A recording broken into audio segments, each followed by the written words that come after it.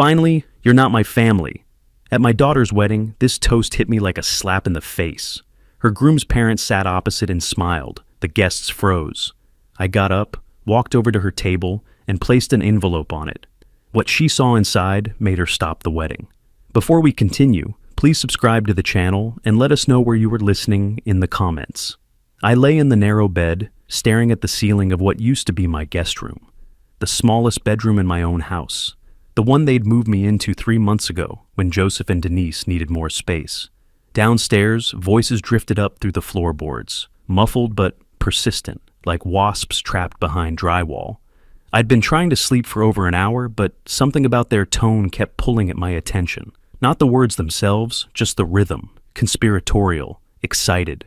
The digital clock on the nightstand blinked 11:47 p.m. March in Scottsdale meant the desert had finally cooled after another brutal day, but the room felt stuffy and close. The window didn't open properly. I'd mentioned it twice. Nobody had fixed it. I needed water. I swung my legs off the mattress, bare feet finding the cold tile floor. My knees protested. 64 years of wear, though I still move better than most men my age. The house settled around me with familiar creaks as I moved toward the door, easing it open without a sound. 30 years as a judge had taught me patience, observation, the value of silence, how to read a room before entering, how to listen without being noticed. I descended the stairs slowly, one hand trailing along the wall for balance in the darkness. The kitchen light spilled into the hallway below, casting long shadows across the tile. I could see the edge of the granite countertop, the corner of the refrigerator I'd bought when Carolyn turned 16. Then Joseph Rice's voice cut through the murmur, sharp and clear enough to stop me cold. After the wedding, we get the house transferred to Carolyn. I froze 3 steps from the bottom, my hand gripping the doorframe. The wood felt solid under my palm. Real. I wasn't imagining this. The old man won't last forever anyway, Joseph continued. His voice carried that particular satisfaction of someone dividing an inheritance before the body's cold, before the will's even red. Best to handle it while he's still cooperative, while he thinks we're one big happy family. Andrew spoke next, my future son-in-law, his tone measured and calculating in a way I'd heard before but never quite registered. What about the will? He could leave everything to charity out of spite. I've heard about judges doing that. We convince him to rewrite it. That was Joseph again, and I could picture him leaning back in my chair at my kitchen table, comfortable and confident. He's weak when it comes to Carolyn. Always has been. A little pressure from her, some tears about wanting security for her future children. He'll sign whatever we put in front of him. I've seen it 100 times. Denise Rice's laugh came quick and bitter, the sound of someone who'd grown tired of pretending.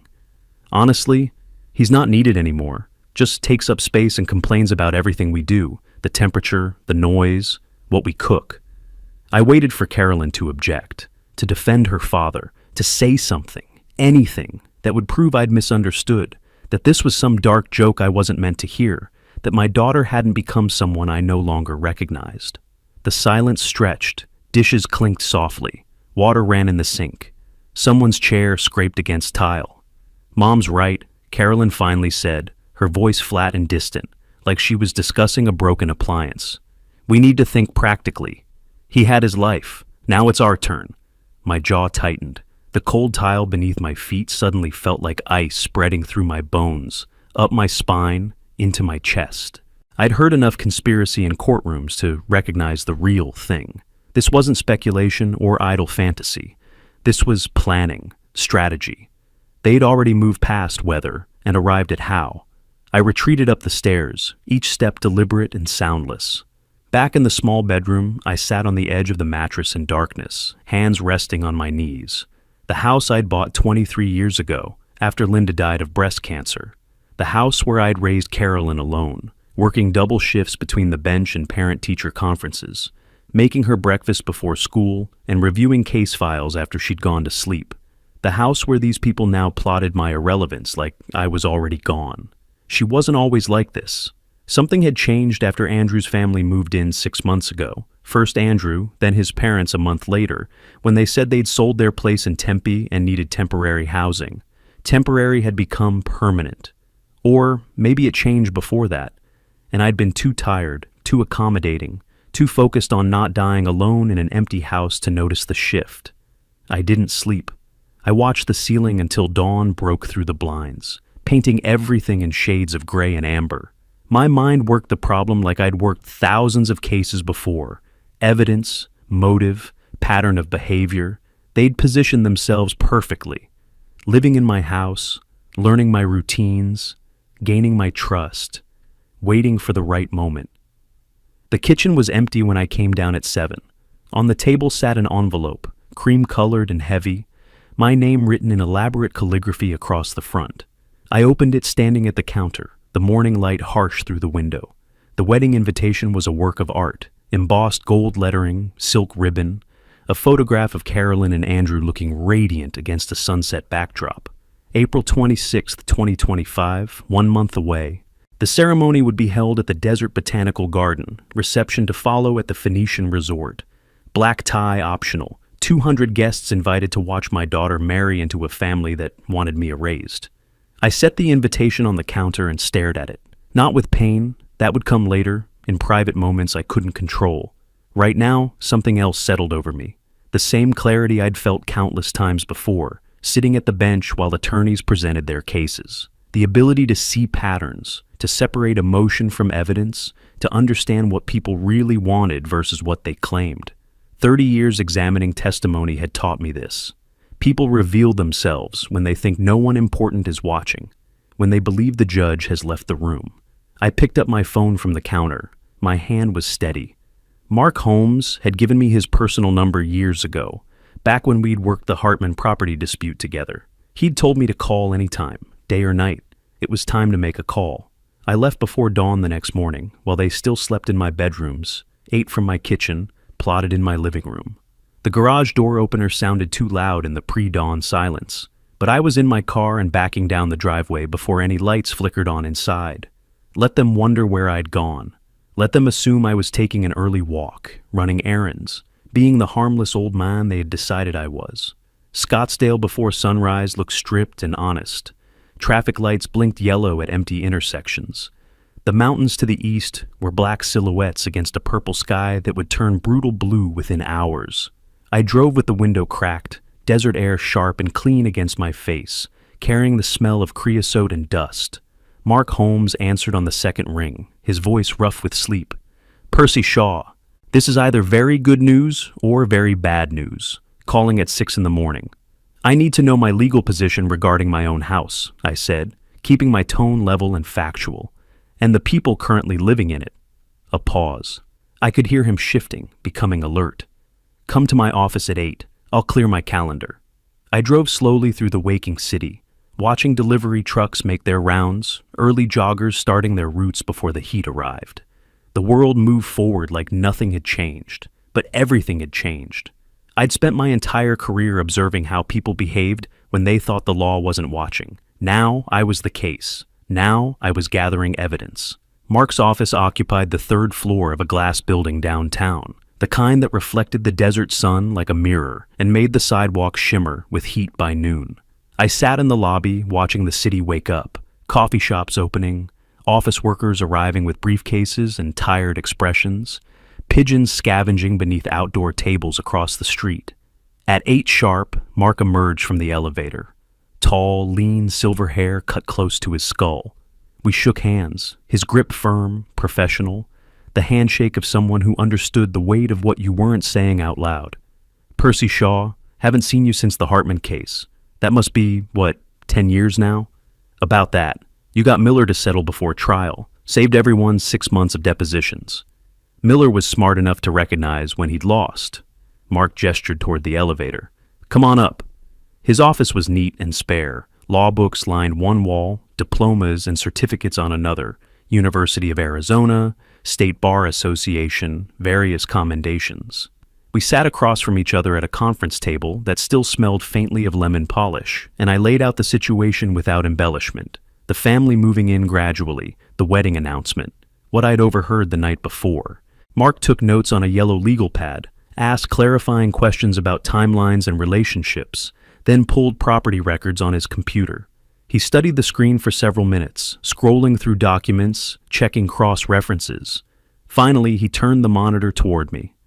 "This is straightforward," he said, tapping the screen. You're the sole owner. Deeds in your name only. Purchased in 2002. No co-signers, no trusts, no joint tenancy arrangements. Your daughter has zero legal claim to this property. The Rice family has zero legal claim. They're occupants without a written lease agreement, without paying rent, without any contractual rights whatsoever. I made notes in the small leather notebook I'd carried for decades, the one I used to track case details and witness statements. Same habits, different side of the bench. What if they've been there more than 30 days? I asked. Then it's a formal eviction process through Superior Court. Mark leaned back in his chair, fingers steepled. Takes about 60 to 90 days total if they contest it, maybe longer if they get creative with delays. But it's ironclad if they're not paying rent and you want them out. Arizona law is pretty clear on this. You have every legal basis for removal. And they can't claim any interest in the property based on living there? Not in Arizona. No common law marriage, no adverse possession after 6 months. They're just tenants at will. You can terminate that tenancy any time with proper notice. I wrote it all down. Evidence, timeline, process, the framework of justice I'd worked within for 3 decades. There's something else, I said. I gave my daughter access to a joint credit card 2 years ago. For emergencies only, medical expenses, car repairs, that kind of thing. Mark's expression shifted slightly. Want me to connect you with someone who can pull those records? Please. By 10:30, I was sitting in a financial advisor's office 3 blocks away. A bright space with floor-to-ceiling windows overlooking Camelback Mountain. The advisor was a young woman in a gray suit, professional and efficient, pulling up account statements on her monitor with practiced keystrokes. Her expression shifted as she scrolled through the data. Subtle at first, then unmistakable. Mr. Shaw, these withdrawals, I'm seeing $90,000 over the past 2 years. You authorized all of these? The number hit like a fist to the sternum. I kept my voice level, controlled, the way I'd trained myself to stay calm when hearing unexpected testimony. I authorized emergency access. This wasn't emergencies. She printed the statements without another word. I studied each line item with the focus I'd once brought to complex financial fraud cases. Furniture stores, restaurants, cash advances at casinos, electronics purchases. A pattern emerged quickly. Roughly $3,750 per month, like clockwork, for 24 consecutive months. Enough to fund 3 adults living comfortably in my house, eating my food, driving my cars, planning my exit. I folded the statements carefully and placed them in my briefcase alongside the property records and eviction process documents. I need that card canceled, I said, effective immediately, today. Consider it done, Mr. Shaw. I'll process it right now. Outside, the temperature had climbed into the mid-80s, spring in Arizona. I sat in my car in the parking garage, engine off, reviewing everything I'd learned in 4 hours. The house was mine. The money was stolen. The law was on my side. I had documentation, legal standing, clear process. But that wasn't enough. 30 years on the bench had taught me that timing mattered as much as evidence. Strike too early, and they'd scatter, regroup, find new angles of attack. Strike too late, and the damage multiplied beyond repair. The key was choosing the moment of maximum impact, when they were most exposed, most committed, most certain they'd won. The wedding was 1 month away. April 26th, 200 guests, the Desert Botanical Garden, the Phoenician Resort, Carolyn in white, Andrew in a tuxedo, Joseph and Denise beaming like they'd won the lottery they'd been playing for 6 months. I could act now, serve eviction papers tomorrow, cut off all funds, reclaim my space with the full force of law. But that would only drive them away angry, defiant, claiming I was senile or vindictive or worse. They'd contest everything, drag it through courts, make me the villain in their carefully crafted story. Or I could wait, let them commit fully, let them stand in front of everyone they knew and make their promises, and then show them exactly what happens when you conspire against a judge who spent 3 decades learning how to dismantle conspiracies. I started the engine and pulled out of the parking garage into brutal midday sun. The drive home took 20 minutes through surface streets and residential neighborhoods where sprinklers ran despite the drought restrictions. I entered through the garage, quiet and unnoticed, carrying my briefcase like I'd just been running mundane errands, picking up prescriptions, grabbing coffee. Through the kitchen window, I could see them in the living room.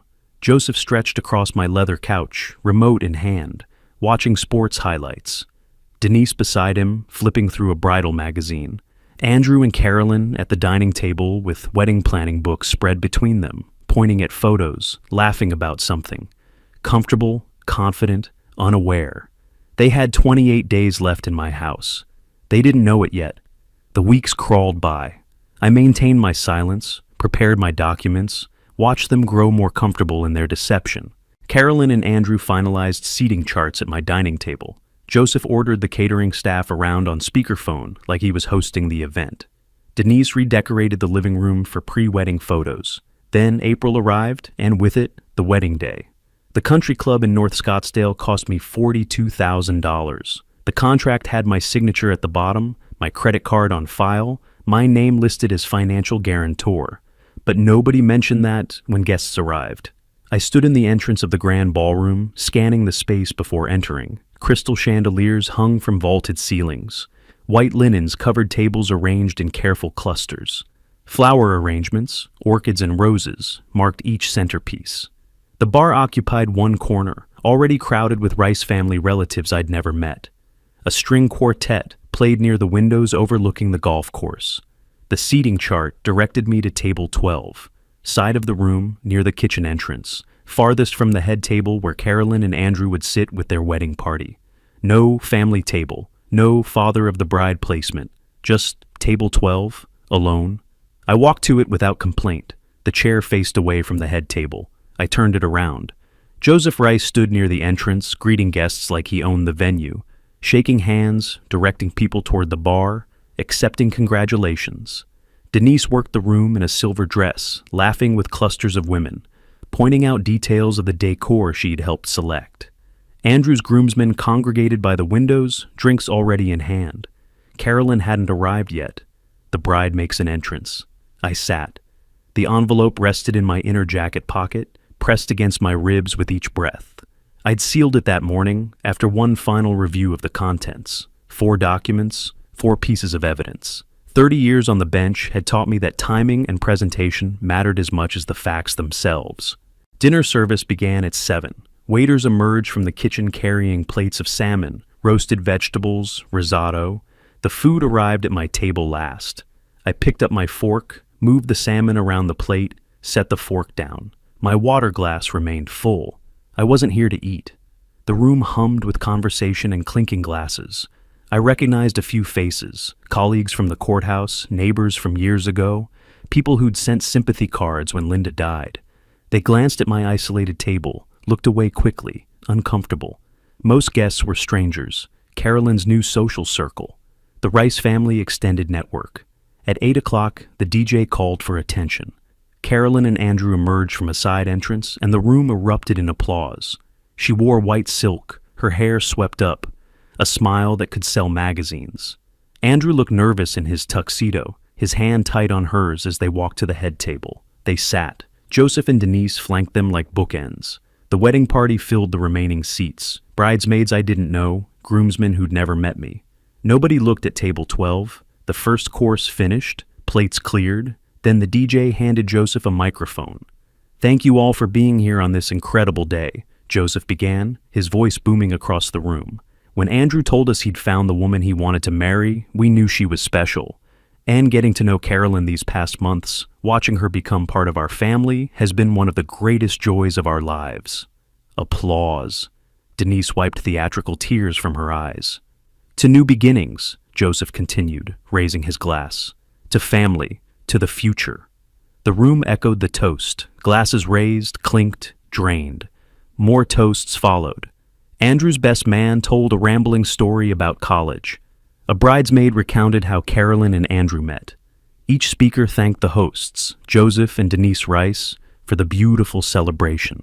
My name never came up. Then Carolyn stood. She took the microphone from the DJ, her movements practiced and confident. The room settled into expectant silence. "I want to thank everyone who made this day possible," she said, her voice clear and steady.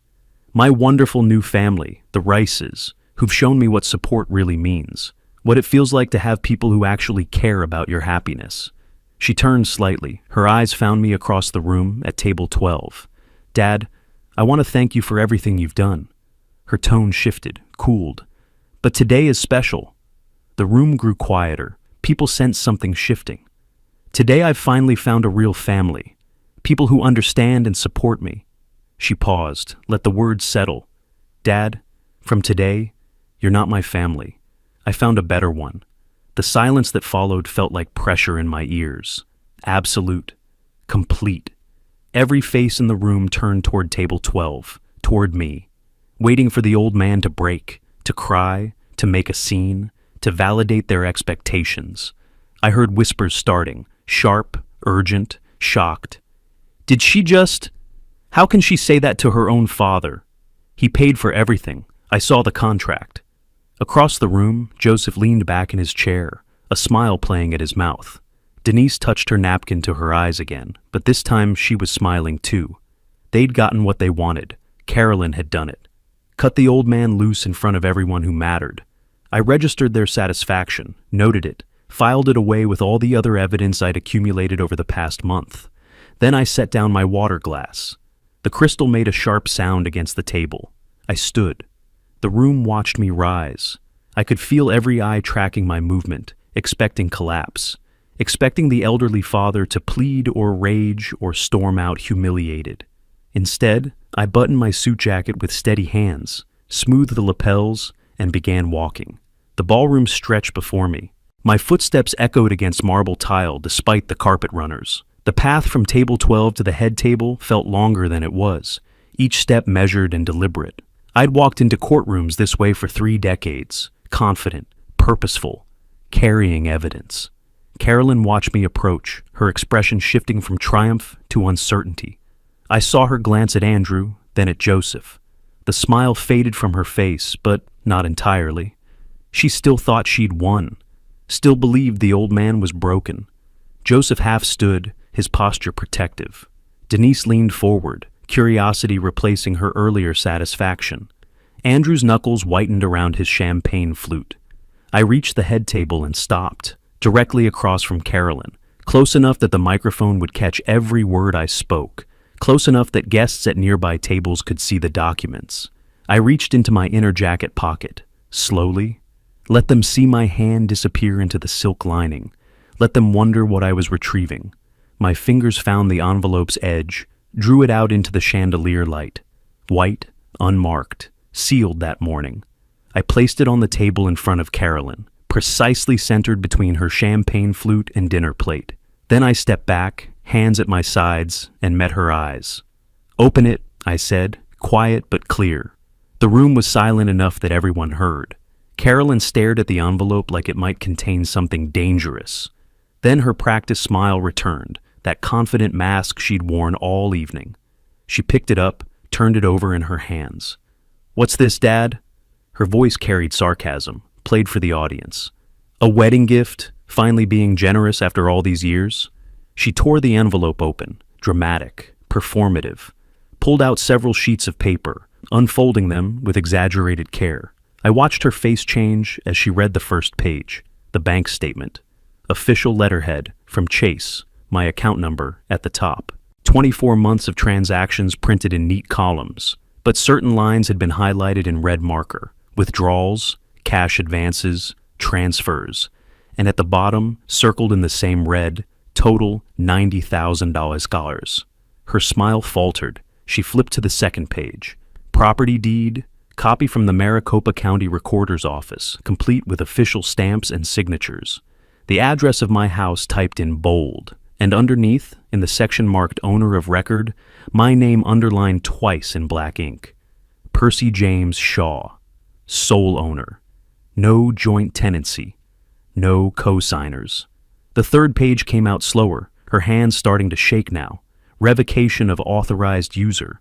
Formal bank document dated yesterday, April 25th. The joint credit card access I'd granted 2 years ago, terminated. Notary stamp at the bottom, making it official.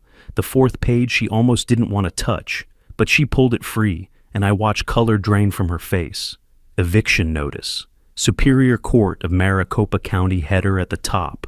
Legal terminology in dense paragraphs. but the key details were impossible to miss. All occupants except the legal owner had 30 days to vacate the premises. Signed by Mark Holmes, Esquire, filed with the court that morning. "What is this?" Carolyn's voice rose, cracked. What are you doing?" Joseph stood abruptly, his chair scraping loud against the floor. "What kind of stunt are you pulling, old man?" I didn't look at him, kept my eyes on Carolyn, watching comprehension spread across her features like frost forming on glass.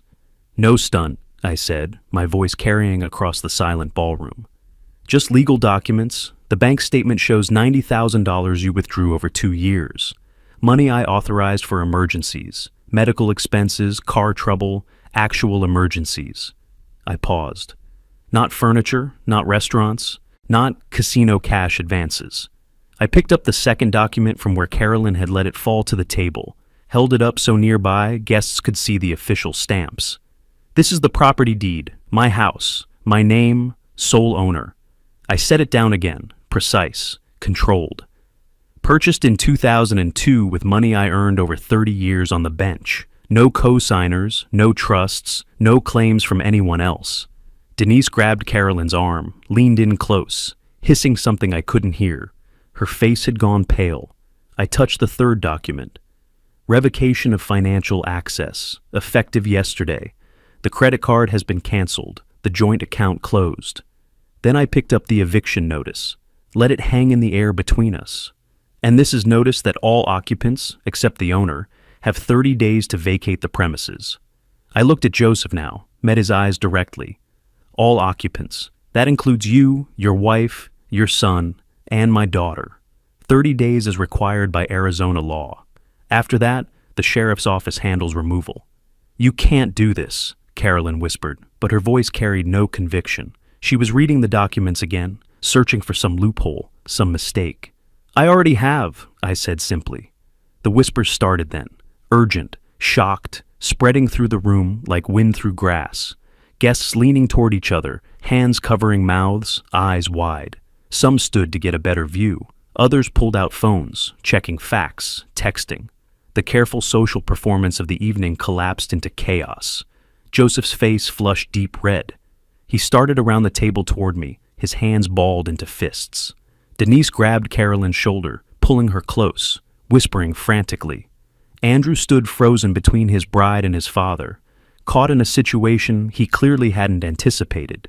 The whispers grew louder. Someone said, $90,000? Another voice. "He's evicting his own daughter?" A third. "No, she said he wasn't family anymore. He's just taking her at her word." I remained standing there, hands at my sides, breathing steady. 30 years of maintaining composure on the bench. 30 years of delivering verdicts while defendants raged or wept or threatened. This was no different. The documents lay scattered across the white tablecloth. Evidence, truth, the consequences Carolyn and the Rice family hadn't seen coming. Joseph took another step toward me. The room held its breath. Carolyn's hands trembled as she shuffled through the documents again, as if reading them a second time might change the words. Her perfect makeup had started to run, mascara streaking as tears formed. The confident bride who'd stood at that microphone minutes ago had vanished, replaced by someone who'd just realized she'd miscalculated catastrophically. "What is this?" Her voice cracked, rising to a near scream. "Dad, what are you doing?" I let the question hang there for a moment. Let the room hear it. Let every guest with a phone recording understand exactly what was happening. Then I spoke, projecting my voice the way I'd learned to in courtrooms, clear and steady so even people at the back tables could hear every word. "This is reality, Carolyn. The house you live in, mine. The money you spent, mine. $90,000 over 2 years. From this moment, you have no access to my finances, no credit cards, no accounts, nothing." I paused, let that sink in. "And in 30 days, you and your new family must vacate my property." Joseph erupted from his seat, his chair scraping violently across the floor. His face had gone from red to nearly purple. "You can't do this. We live there. You can't just throw us out." I turned my gaze to him, measured, calm, the same look I'd given defendants who thought volume made them right. "You live there illegally, Mr. Rice. No lease, no contract, no permission, no rent paid to the legal owner. I gestured to the documents on the table. Arizona law is entirely on my side. Mark Holmes, the attorney who prepared these documents, will confirm that. Or you can hire your own lawyer. They'll tell you the same thing. Denise shot to her feet, her voice shrill and theatrical. This is your daughter, your own child. You're throwing her out into the street. I looked at her directly. This was the moment I'd been waiting for. The moment I could use Carolyn's own words as the final piece of evidence. She just announced to this entire room that I'm not her family. I let the statement settle. I'm simply accepting her decision. She found a better family. You. Now that better family can provide for her. The silence that followed was absolute. Someone's phone fell, clattered against the floor. Nobody moved to pick it up. Denise's mouth opened and closed, searching for a response. Joseph started to speak, stopped. Andrew stood frozen with one hand on Carolyn's shoulder, caught between his bride and his parents, saying nothing, doing nothing, choosing nothing. Around us, I could see guests pulling out phones. Some were recording openly. Others typed frantically, texts, social media posts, messages to people who weren't here. The scandal was spreading in real time, radiating outward from this ballroom into the wider world. A woman I didn't recognize whispered loudly to her companion, "Is this really happening? At her own wedding?" Her friend whispered back, "He paid for everything, the venue, the flowers, all of it." And she said that to him. Carolyn collapsed back into her chair, her white dress bunching around her. She looked smaller suddenly, younger. The calculated adult who delivered that speech had disappeared, leaving someone who looked lost and terrified. "Dad, please," she managed. Her voice had lost all its earlier confidence. "Please, we can talk about this. We're done talking," I said simply. "The documents are legal. The timeline is set. 30 days. I turned then, slowly and deliberately. Let them watch me walk away the same way I'd walked toward them. Measured steps, no hurry, no anger. Just a man who delivered a verdict and had nothing more to say. The distance from the head table to the exit felt shorter going back. Maybe because I wasn't walking toward confrontation anymore, but away from it, toward the door, toward whatever came next. Behind me, chaos erupted. Raised voices, scraping chairs, Denise's theatrical sobbing, Joseph's cursing. I heard lawyer and rights and can't believe and how could he. I didn't turn around, didn't look back. I pushed through the ballroom doors and let them swing shut behind me, muffling the sound. The country club lobby was empty, except for a valet who looked up nervously as I approached. I handed him my ticket. He practically ran to get my car. While I waited, I could hear the ballroom doors opening repeatedly behind me, guests streaming out, voices urgent, excited, scandalized. This was the story they'd tell for years, the wedding where the father destroyed the bride. Except that wasn't what happened. The bride had destroyed herself. I'd just made sure everyone saw it clearly. My car arrived. I tipped the valet, slid behind the wheel, pulled away from the country club entrance. Behind me, through the rearview mirror, I saw guests clustered on the steps, phones to their ears, gesturing animatedly. The news would spread fast.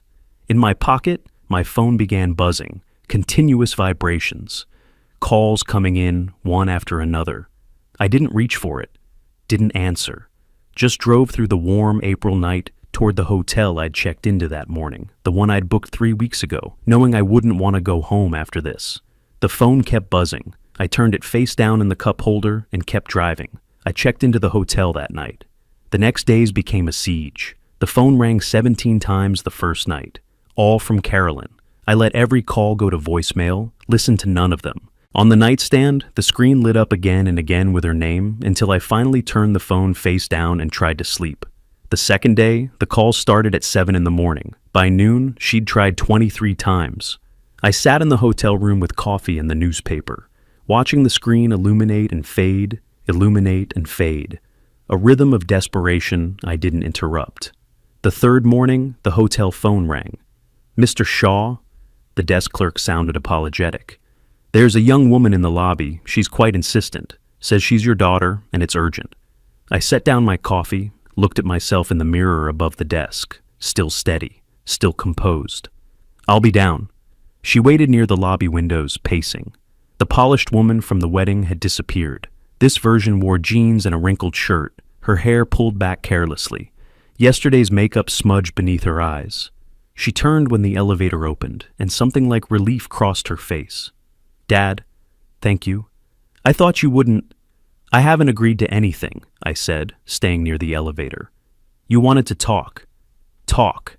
She glanced around at the empty lobby, then back at me. "Can we go somewhere private? A coffee shop, or—" "Here is fine." Her face crumpled slightly. She'd wanted privacy, wanted to control the setting. I wasn't giving her that. Okay.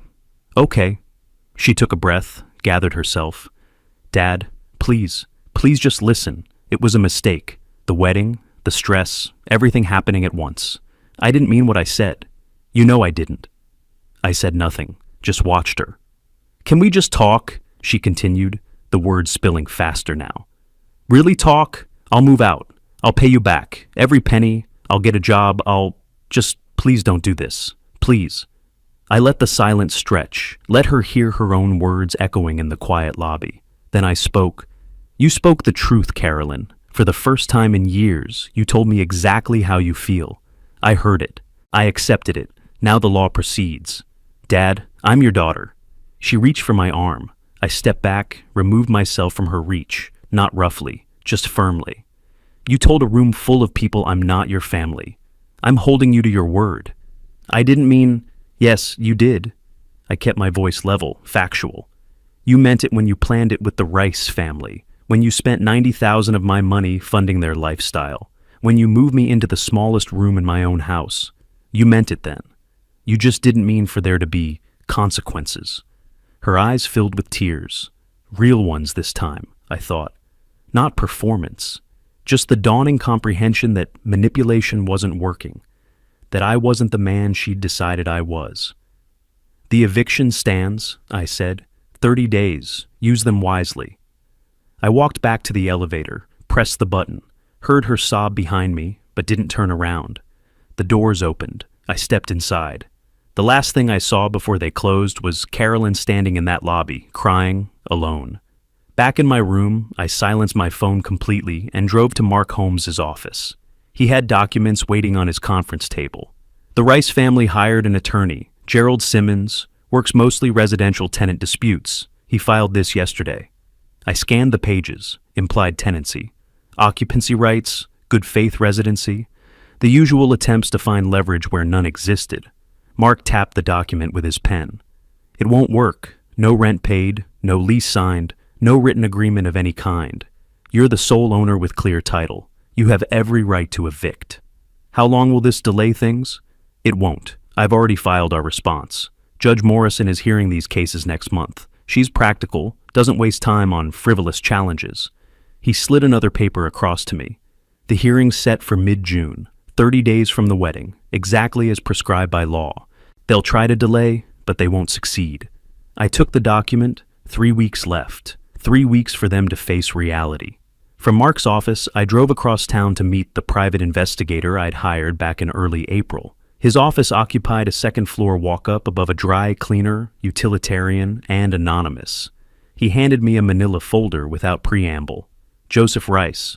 Took some digging, but I found what you suspected." Inside, printed pages detailed a real estate fraud case from Florida 15 years back. Joseph had worked for a property appraisal company, falsified valuations to inflate sale prices. Multiple homeowners had been victims. The case settled out of court. The company paid restitution. Joseph quietly resigned, relocated to Arizona. "No criminal charges?" I asked. Company took the fall, protected their employees in exchange for restitution payments. But his name's in the civil filings. Anyone who looks hard enough will find it. I studied the victim statements, elderly couples who'd lost their homes, families underwater on mortgages, the same pattern I'd seen on my bench 100 times.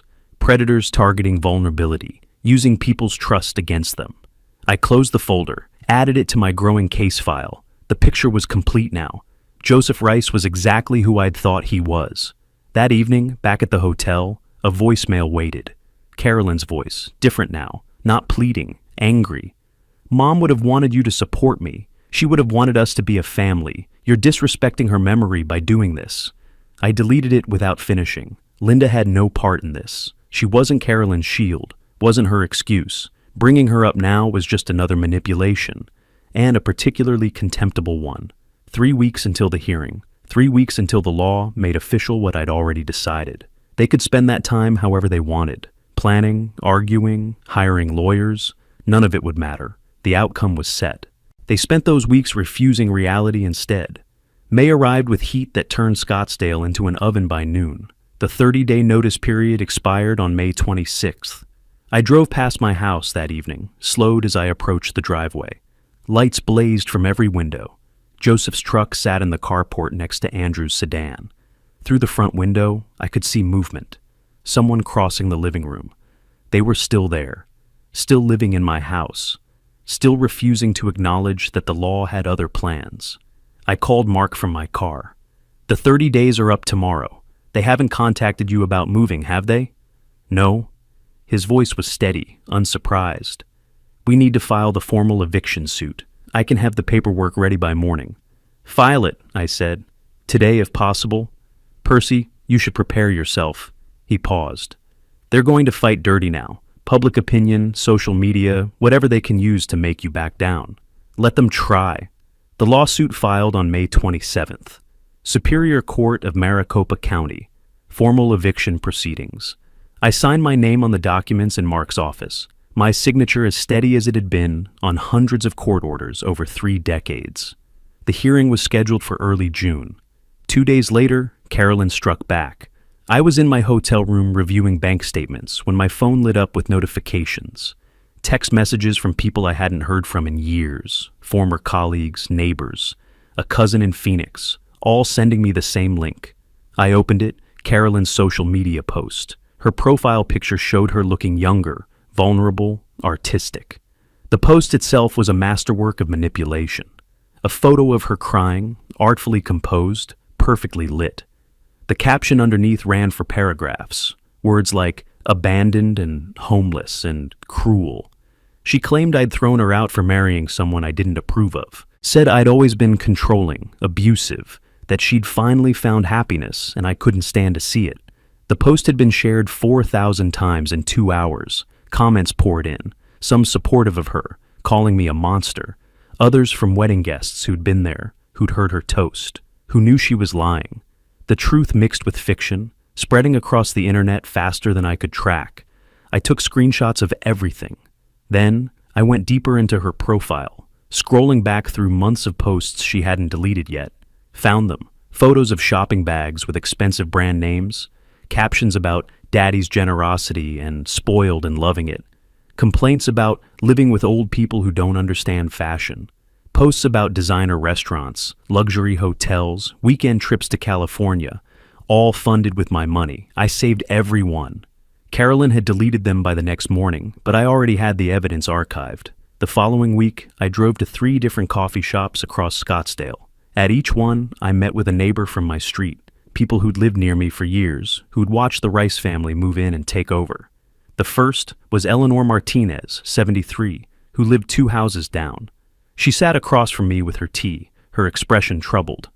"Mr. Shaw, I want you to know, we saw how they treated you." Her voice was quiet but firm. The way that man Joseph yelled at you in your own driveway. The way your daughter walked past you like you were invisible. It wasn't right. Would you be willing to put that in writing? She nodded immediately. Already did. My husband and I both signed. We heard the fights through the walls, saw you pushed to the smallest bedroom window, watched you leave before dawn like you didn't belong in your own home. The second neighbor, Robert Chen, told me about the late-night shouting matches. We almost called the police twice, the Rice family screaming at each other, at you. Then it would quiet down, and we'd think maybe it was over, but it wasn't. It never stopped. The third, a younger couple with kids, described Joseph's behavior at neighborhood gatherings. He acted like he owned your place, talked about renovation plans, landscaping changes, like you didn't exist. We thought maybe you'd sold it to him. Then we saw you sleeping in that back room and realized something was wrong. I collected 3 sworn statements, added them to my evidence file alongside the bank records, the social media screenshots, the property deed. The court hearing took place on June 4th. I sat in the gallery while Mark presented our case to Judge Morrison, a woman I'd worked with years ago on complex civil matters. She was practical, meticulous, allergic to nonsense. Mark laid out the documentation with surgical precision. Your Honor, the respondents claim hardship, but the evidence shows 2 years of luxury spending from the plaintiff's accounts. $90,000 on furniture, restaurants, travel, entertainment. They chose comfort over savings. They chose his money over preparing for their own future. He placed the social media screenshots on the evidence table. The respondent Carolyn Shaw claims abuse, but her own posts tell a different story. Posts about being spoiled, posts about luxury purchases, posts bragging about her father's generosity, the same father she now claims abused her. Then, the neighbor affidavits. 3 separate households document the Rice family's treatment of Mr. Shaw. Verbal abuse, physical displacement from his own bedroom, disrespectful behavior witnessed by the community. Finally, the property deed. The plaintiff owns this home outright, has owned it for 23 years. The respondents have no lease, have paid no rent, have no legal claim whatsoever. They were given proper 30-day notice as required by Arizona law. They refused to comply. Judge Morrison took 2 weeks to review everything. I waited. Ignored the continuing social media attacks, the anonymous messages calling me heartless. Ignored the calls from distant relatives who'd read Carolyn's posts and believed her version. On June 18th, I returned to the courthouse. Judge Morrison called the case. I stood. This court finds for the plaintiff, Percy Shaw. Her voice carried the same authority I'd once heard in my own rulings. The evidence demonstrates clear ownership, proper notice, and no legal basis for the respondents to remain. The respondents are granted 10 days to vacate voluntarily. Failure to comply will result in sheriff-enforced removal. The gavel fell. 10 days. Mark handed me a copy of the order as we left the courthouse. His expression held something like relief. They'll leave now? They have to? I folded the document carefully, slid it into my briefcase. 10 days until I could return to my own house. 10 days until they faced the consequences they had spent months avoiding. But I knew Joseph Rice, knew his type. 10 days wouldn't be quiet. They tried one more delay, one more appeal. Judge Morrison rejected it within hours. Then, moving day arrived. June 28th. I parked across the street from my house just after dawn. Mark sat in the passenger seat, his presence more moral support than legal necessity. The sheriff's deputy was on standby 2 blocks away, ready if they refused to leave. But the moving truck was already there, backed into my driveway. Joseph and Andrew carried boxes down the front steps, loading them with violent efficiency. Denise supervised from the porch, her mouth set in a hard line. We watched in silence. Hours passed. The truck filled slowly. Furniture emerged, my couch, my dining chairs, pieces they had claimed as their own. I'd reclaim them later, sort through what was mine and what wasn't. For now, I just needed them gone. Around noon, Joseph spotted my car. He set down the box he was carrying and walked across the street with that aggressive stride I'd seen before. Stopped at my window, I lowered it halfway, kept my hand near the door lock. You think you've won? His face was flushed, sweat staining his shirt. You'll regret this, old man. Nobody treats my family like this. I kept my voice level, factual. The law doesn't fear threats, Mr. Rice. You should go. The sheriff is on standby if needed. This isn't over. Yes, I said simply. It is. He stared at me, fists clenched, searching for some weakness he could exploit. Found nothing. Turned and stormed back to the truck. 20 minutes later, Carolyn emerged from the house. She'd been avoiding the front yard, staying inside while the men did the physical work. But she saw my car and came running across the street, her face desperate in a way that would have moved me once. She leaned down to my window. Dad, please, listen to me. I waited. If you restore my account access, I'll leave them. The words tumbled out fast, practiced. I'll break up with Andrew. I'll do whatever you want. Just please don't make me live like this. I looked at her face, really looked, studied her expression, the calculation behind the tears. The same manipulation I'd seen 1,000 times from defendants trying to avoid sentences. The performance of remorse without the substance. Dad, I made a mistake, a huge mistake. She was crying now, real tears. But you're my father. Doesn't that mean anything?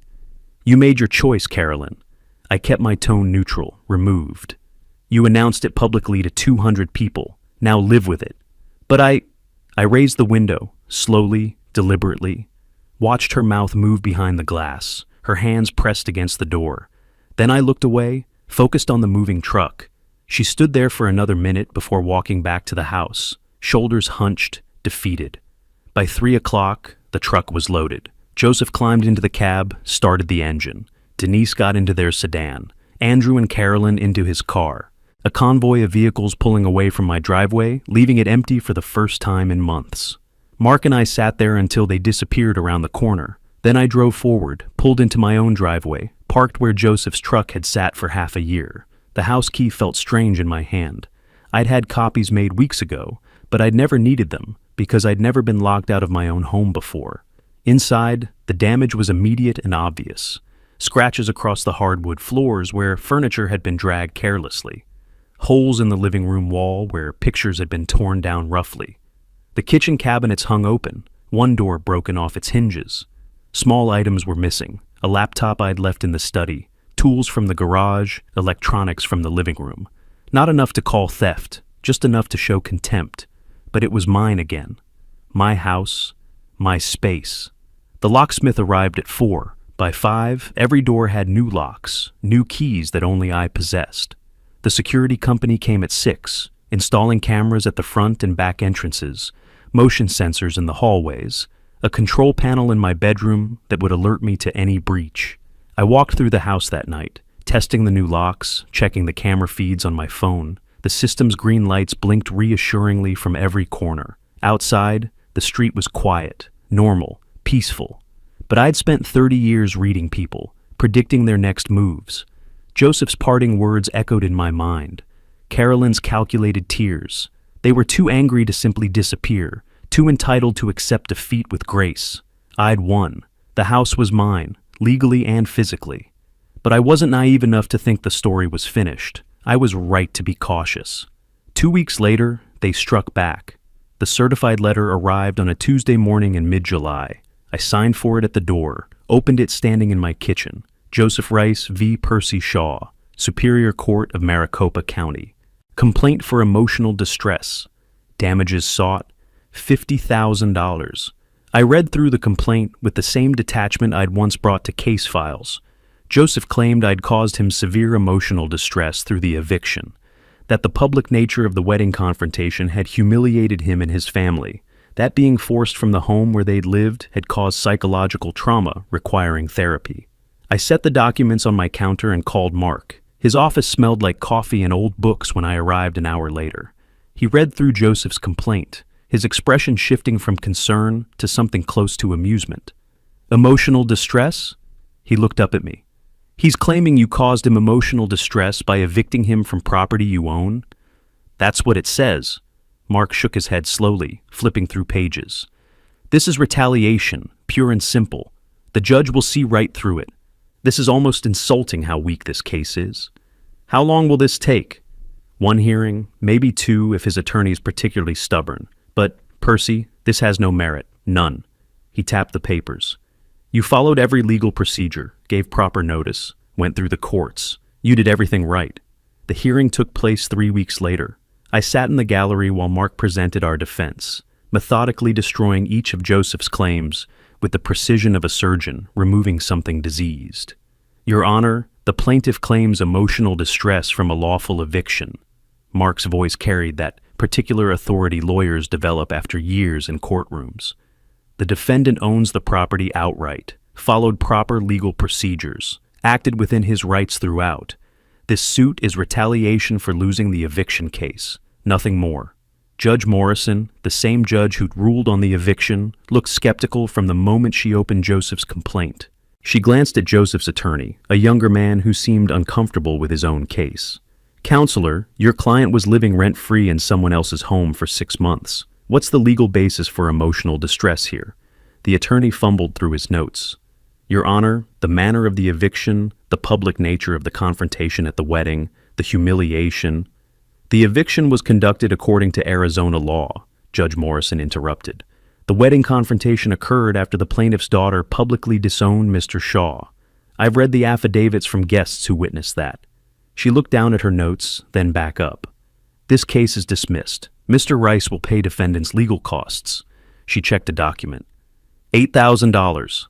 I watched Joseph's face turn red. His hands gripped the bench in front of him, hard enough that his knuckles went white. He started to stand, his attorney pulling him back down, whispering urgently. The gavel fell. Case dismissed. Mark and I walked out of the courthouse into brutal August heat. The payment order will be processed within 2 weeks, he said. Joseph has 30 days to pay, or we can garnish his wages. I nodded, wondered if Joseph even had $8,000, suspected he didn't. July ended with the court order filed and Joseph's check reluctantly delivered, probably borrowed, possibly from a payday loan place. The Rice family situation continued deteriorating. I heard updates occasionally, always through others, never directly. Eleanor Martinez mentioned seeing Carolyn working at a chain restaurant off Shea Boulevard. She looked so tired, Percy. No makeup, hair pulled back, not like herself at all. I processed this information without visible emotion, noted it, filed it away with everything else I knew about consequences and choices. Robert Chen told me Andrew's parents had listed their furniture for sale online. Saw the listings. They're selling everything. Must be desperate. At the grocery store, I overheard 2 women talking. One mentioned that girl who disowned her father at her own wedding, working at their friend's restaurant. Apparently, she and her husband fight constantly. He blames her for everything. I kept my expression neutral, paid for my groceries, drove home. The updates painted a picture I didn't need to see in person. Small apartment, financial strain, mutual blame, marriage cracking under pressure it had never been tested against before. Carolyn working minimum wage plus tips, exhausted, learning what life costs when you can't write checks from someone else's account. I felt no pity, no satisfaction either, just the sense that natural consequences were working themselves out the way they always did. Gravity pulls things downward, actions have results, the universe maintains its own balance. August arrived with heat that made the desert shimmer.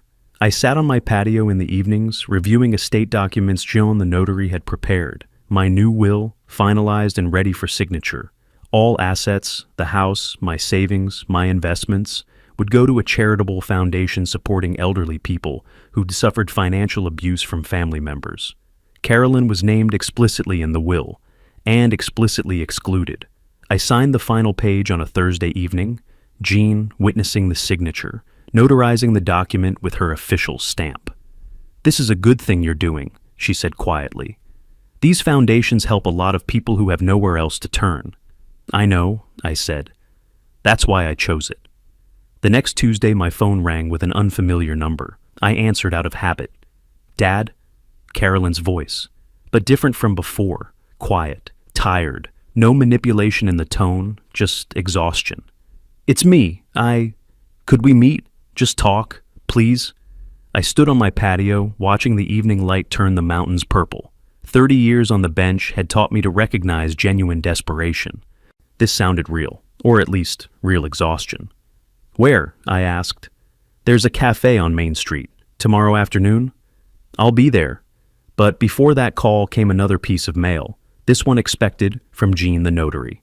Confirmation that my new will was filed with the county, legally binding, protected from contest. All assets to the foundation. Carolyn explicitly excluded, my legacy secured. I sat with that knowledge the next morning, coffee cooling on the patio table. The desert stretched away from my backyard, unchanged by human drama, constant, indifferent.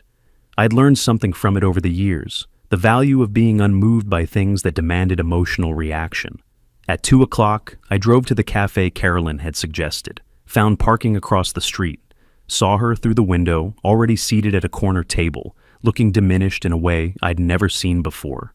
I entered. The cafe smelled like espresso and cinnamon. She looked up as I approached, and I saw the change immediately.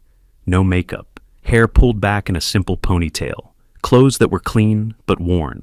The polished woman from the wedding had disappeared, replaced by someone who looked decades older than 28.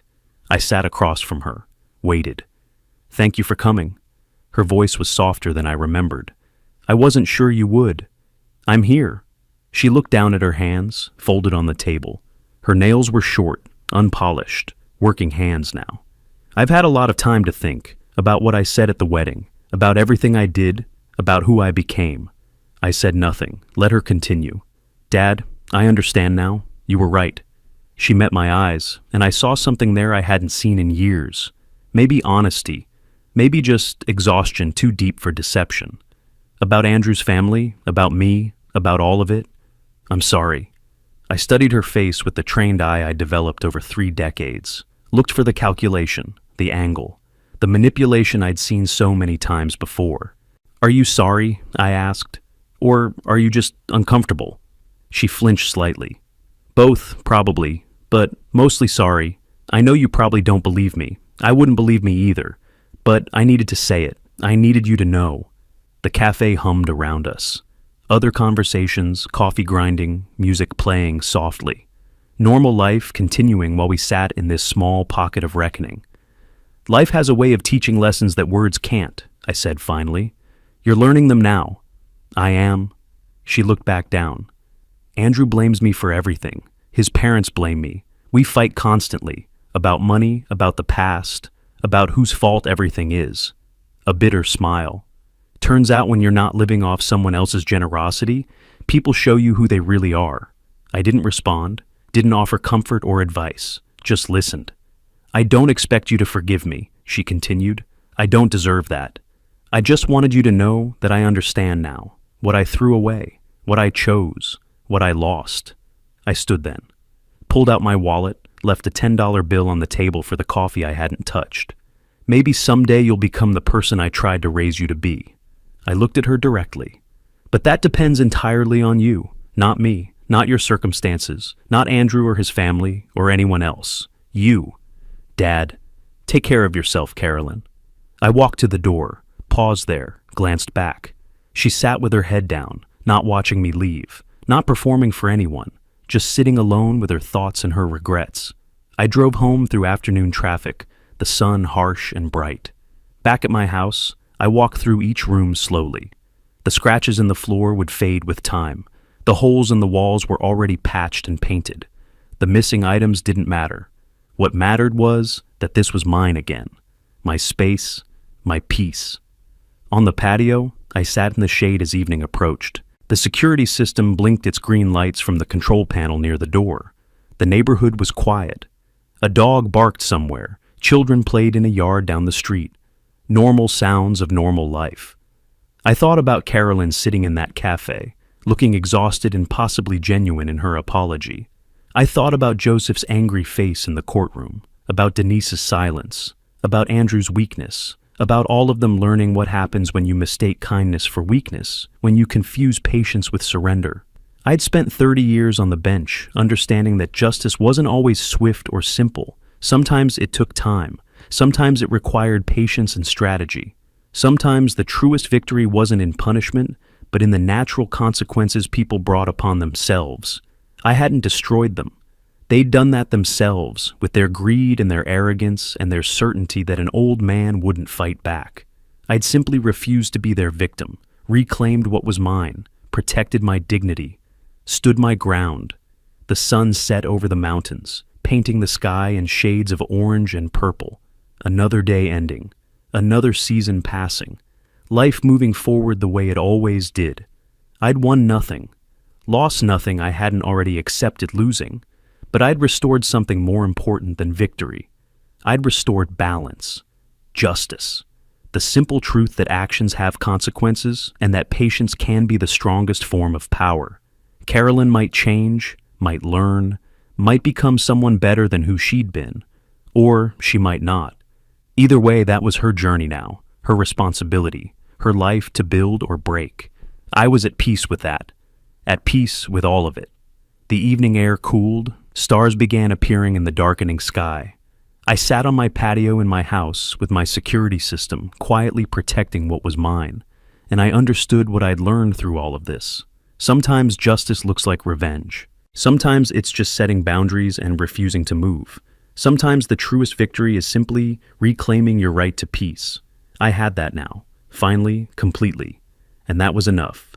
If you like this story, Please like this video, subscribe to the channel, and share your impressions of this story in the comments. To listen to the next story, click on the box on the left. Thank you for watching.